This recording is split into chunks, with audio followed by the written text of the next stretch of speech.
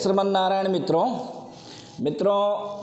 आज हम बात करेंगे महर्षि पराशर द्वारा रचित बृहद पराशर होरा शास्त्रम के अध्याय 54वें की सूर्य की महादशा में शुक्र के अंतर्दशा के विषय में। अब तक हमने आप लोगों को 1 से लेकर के और 64वें श्लोक तक का वर्णन कर दिया है, जिसमें सूर्य की महादशा में सूर्य, चंद्र, मंगल, राहु, गुरु, बुध एवं केतु की अंतर्दशा शामिल है।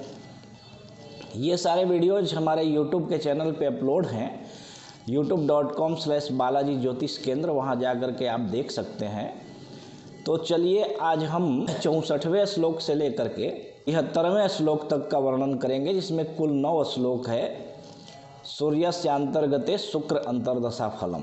ठीक है, तो चलिए हम बिना देर किए आगे बढ़ते हैं और देखते हैं कि महर्षि पराशर 65वें श्लोक में कहते हैं कि सूर्यस्यांतर्गते शुक्रे त्रिकोणे केंद्रगे पिवा स्वचे स्वर्क्षादि वर्गस्थे अभिष्ट स्त्रीभोग्य संपदः। कहते हैं महर्षि पराशर कि यदि सूर्य की महादशा में शुक्र की अंतर्दशा आपके ऊपर आए और ऐसा शुक्र यदि केंद्र या त्रिकोण में बैठा हो और केंद्र और त्रिकोण में स्वराशि का हो या उच्च का हो या वर्ग बली होकर के बैठा हो, तो ऐसा शुक्र जातक को अभिष्ट वस्तुओं को प्राप्त करवाता है। अर्थात यहाँ पे लिखा है अभिष्ट स्त्री भोग्य, है ना। अभिष्ट स्त्री की प्राप्ति करवाता है, उससे भोग का अवसर देता है।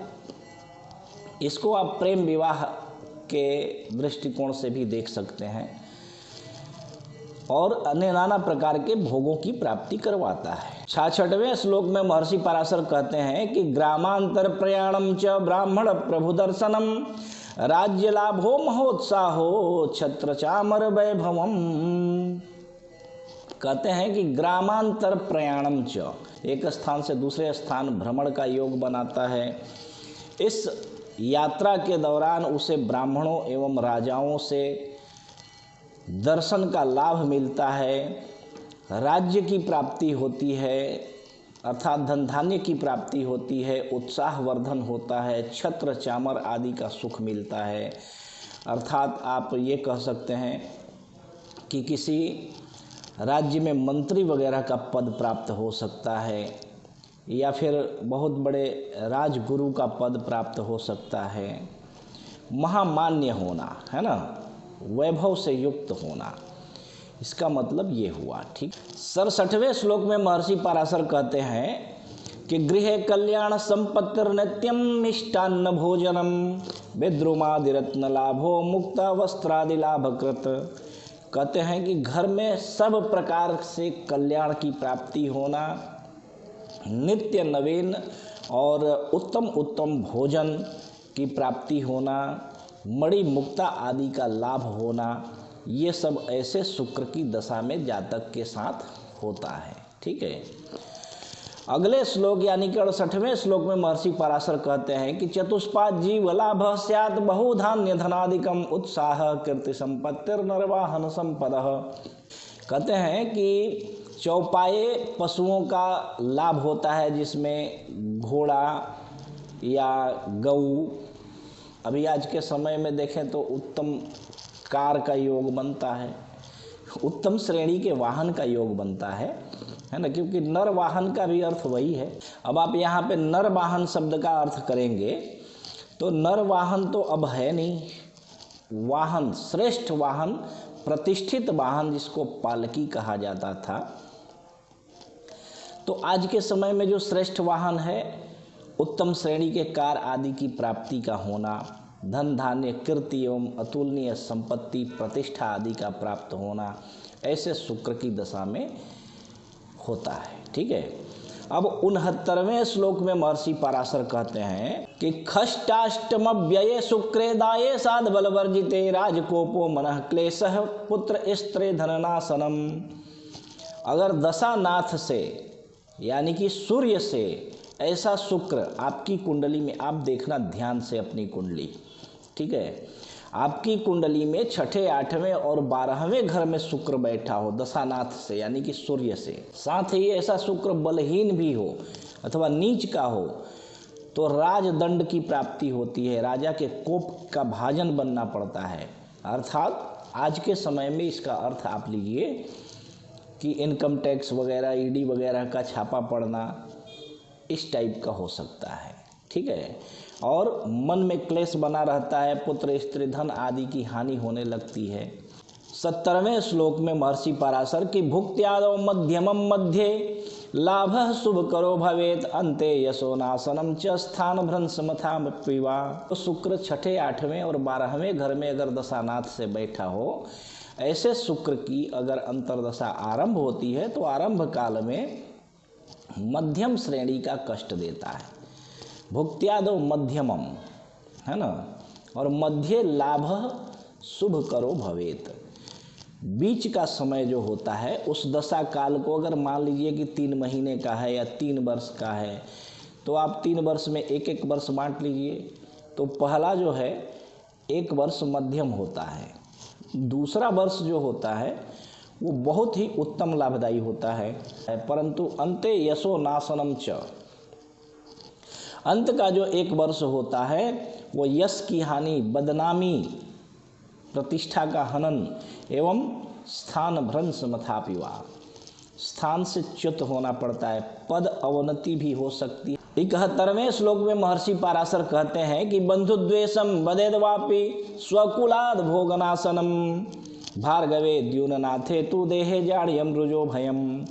कहते हैं कि यदि दशानाथ से छठे, 8वें, 12वें में शुक्र बैठा हो, नीच का हो, बलहीन हो, तो क्या करता है, बंधुओं से द्वेष करवाता है, अपने ही परिवार की सुख शांति नष्ट हो जाती है। और यदि ऐसा शुक्र सप्तमेश हो तो शारीरिक कष्ट एवं रोगों की अधिकता जीवन में हो जाती है। 72वें श्लोक में महर्षि पराशर कहते हैं कि रंध्र ऋष्भ समायुक्ते यप मृत्युर्भविष्यति तददोष परिहारार्थम मृत्युंजय जपम चरेत।